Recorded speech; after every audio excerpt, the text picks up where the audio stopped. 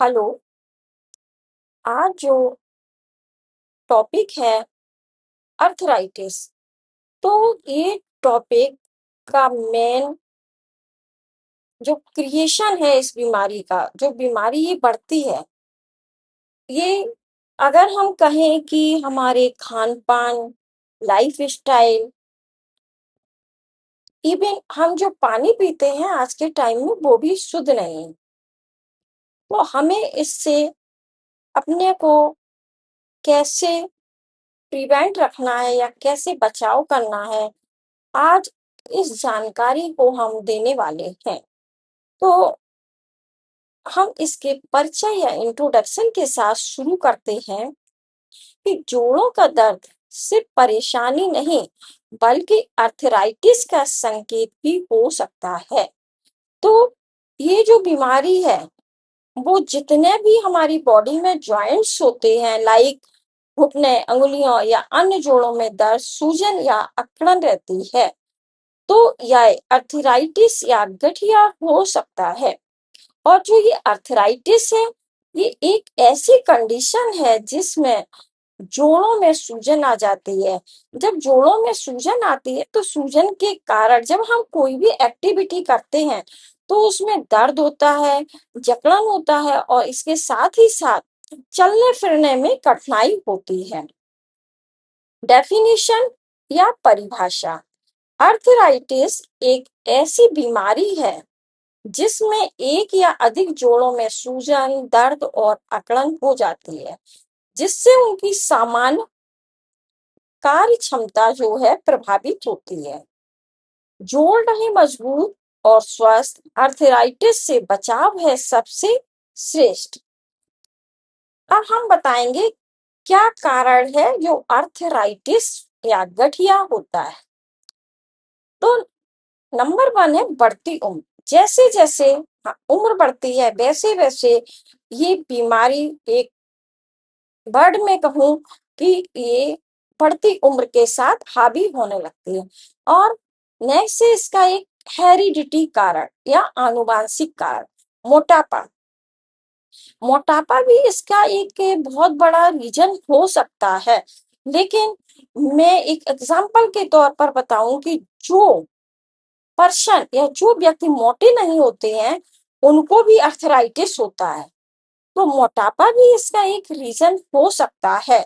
But अगर हम 100% कहें कि मोटापे के कारण अर्थराइटिस होता है तो ये 100% करेक्ट नहीं।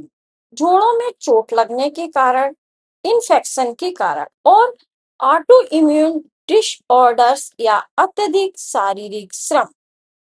सही जीवन शैली अपनाएं, गठिया या अर्थराइटिस को दूर भगाएं। Sign and symptoms. तो जो अर्थराइटिस है उसके चिन्ह और लक्षण क्या है। इसमें जोड़ों में दर्द होता है, सूजन होता है और सूजन होने के कारण ही जोड़ों में दर्द होता है और सुबह सुबह के समय अकड़न रहती है जिससे चलने फिरने में कठिनाई होती है। जोड़ों में गर्माहट, कमजोरी और थकान। दर्द और सूजन को ना करें नजरअंदाज। समय पर उपचार है सबसे बड़ा इलाज। डायग्नोस्टिक इवैल्यूएशन या जांचें। अगर अर्थराइटिस है तो हमें कौन कौन सी जांचें पेशेंट की करानी है।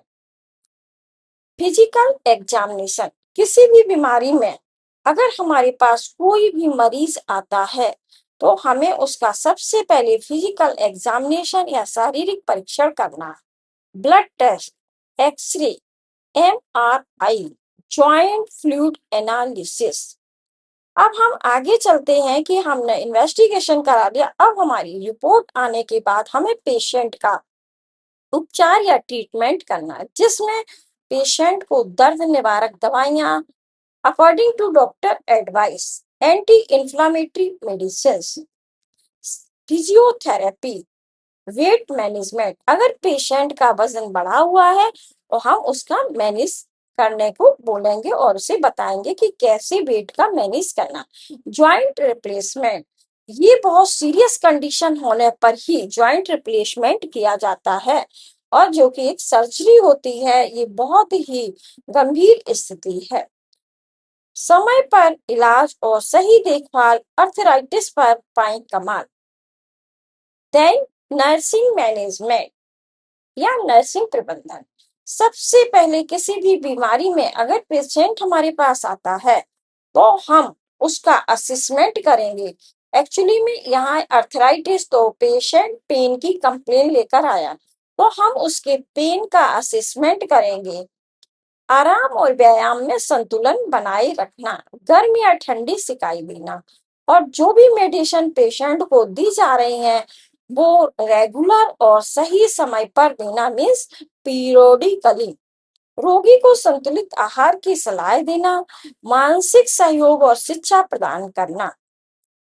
क्योंकि कोई भी बीमारी होती है तो पेशेंट को थोड़ा मेंटली टेंशन हो जाता है, तो इसलिए हमें उसको मेंटली सपोर्ट भी देना है और एजुकेट भी करना है। नियमित व्यायाम और संतुलित खान पान, गठिया से मिलेगा आराम। तो आज का ये हमारा जो टॉपिक है अर्थराइटिस का, आपको अगर हमारी ये जानकारी उपयोगी लगी हो तो इस वीडियो को लाइक, शेयर और सब्सक्राइब जरूर करें।